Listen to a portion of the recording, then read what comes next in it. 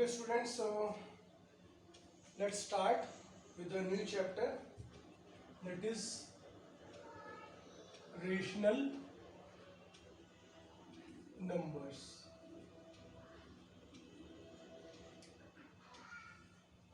So before starting this chapter you have already studied in the previous class. So first of all, let's see what is the rational number. So what is a rational number? A number of form P upon Q.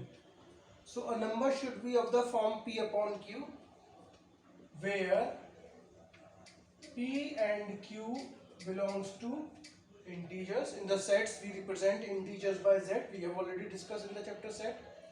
So where P and Q are the integers and Q should not equal to 0.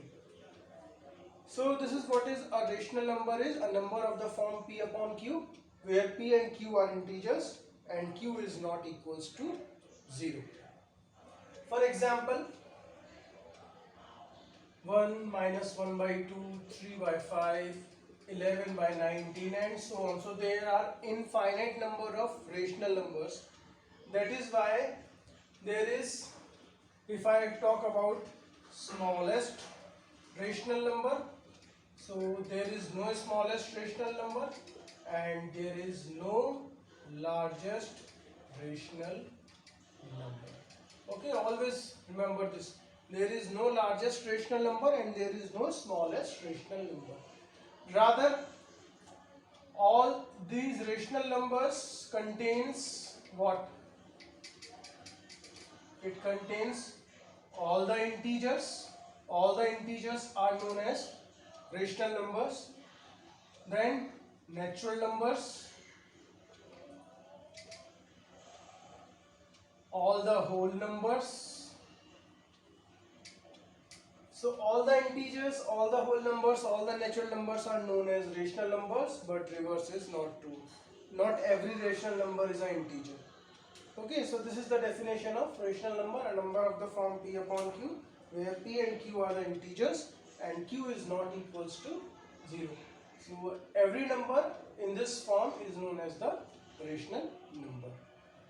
So since these are the numbers, so there must be some arithmetic operations that we have already done in the previous class, like addition, subtraction, multiplication, division.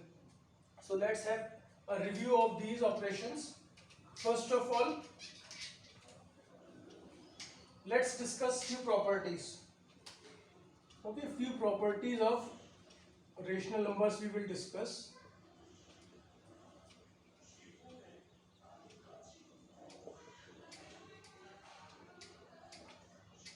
So first property that we will discuss is commutative property. So what is the meaning of commutative property? So whenever we are doing the addition or whenever we are doing the multiplication, in that case the sequence in which the numbers are written is not important. That is, A plus B is always equals to B plus A. Or I will write it in terms of rational numbers. That is, if two rational numbers are like this, then the sum will be same. So this is known as the commutative property. Then associative property. Associative property. That means if three rational numbers are add like this, then if you change the bracket, then again the result will not change. So this is known as the associative property of addition. Then the third is additive inverse. So additive inverse means when a rational number is added to its additive inverse, the answer will always be 0. That means if A upon B is a rational number, so minus A upon B is its additive inverse. So in order to calculate the additive inverse of any number, any rational number, you simply change the sign. For example, if minus 2 by 3 is there, then its additive inverse will be 2 by 3. And if suppose 2 by 3 is there, then its additive inverse is minus 2 by 3. So whenever you want to calculate the additive inverse, you simply change the sign of the rational numbers.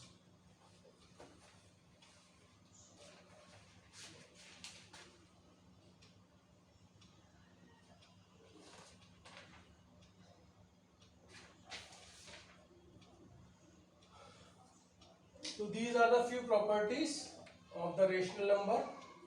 Let's discuss few questions. So addition, subtraction, multiplication you are doing since many classes now. So let's see few questions. Suppose question number 3, and we have to simplify. So like 21 upon 7 plus 8 upon 6 plus minus 3 upon 2, and we have to find the value. So how we will proceed? We will take the LCM of 7, 6 and 2. So what will be our LCM? Our LCM will be how much? 42. So 7 into 6, 6 into 7 and 2 into 21. So we will write it 126 plus 56 plus into minus is minus, then it is 63. So it will be 119 upon 42 like this. Okay. Then suppose we have to find the value of A. So again it is a linear equation in one variable. So how we will proceed to solve these type of questions? This is A we have to find, and A contains plus sign. So what we will do? We will take this 7 by 12 here. So what you will get? 3 by 4 plus 11 upon 2 minus 7 upon 12 is equals to A. Then we will take the LCM of these three. So what will be our LCM?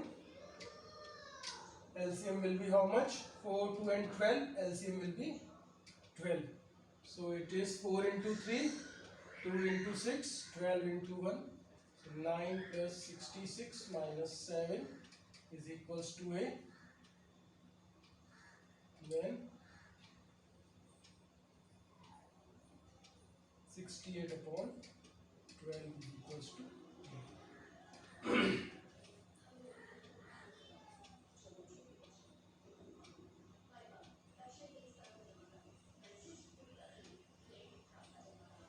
Okay, or if you want to simplify it, you can simplify 4 7 are 28, 4 into 3, so you can say A is equals to 17 upon 3.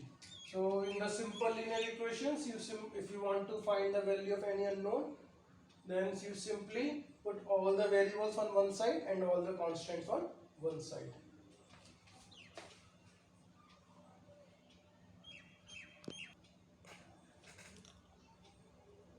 Then suppose a question is like this, and we have to again find the value of A. So I will take this 1 by 2 here. So I will be having minus A is equals to 22 upon 25 minus 1 by 2. Then I will take the LCM of 25 and 2, it will be 50. So 25 into 2, 50, and this is 25. So it is 44 minus 25. So our answer will be 19 upon 50.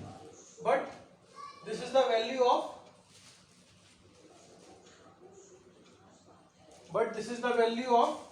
minus A. And what we need? We need the value of A. So therefore what is A? A will be minus 19 upon 50. Okay.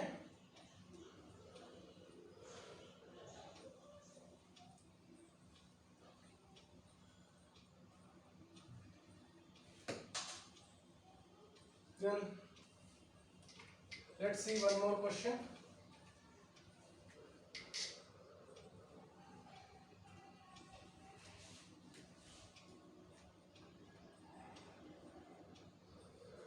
cabinet shop made a desktop by gluing a sheet of 5 by 16 centimeter to a sheet of 3 by 4 centimeter plywood. So one sheet is this 5 by 16 and another sheet is being fixed with it and its thickness is 3 by 4. So we have to calculate this total thickness. So that means what we have to do, total thickness of desktop will be, you just simply add these two.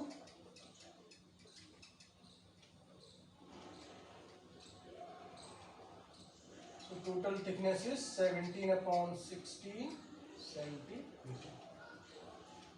Okay, so like this you can solve the questions, and these type of questions we have done in the previous class also. So next week we will resume our discussion of this chapter, rational number. Thank you.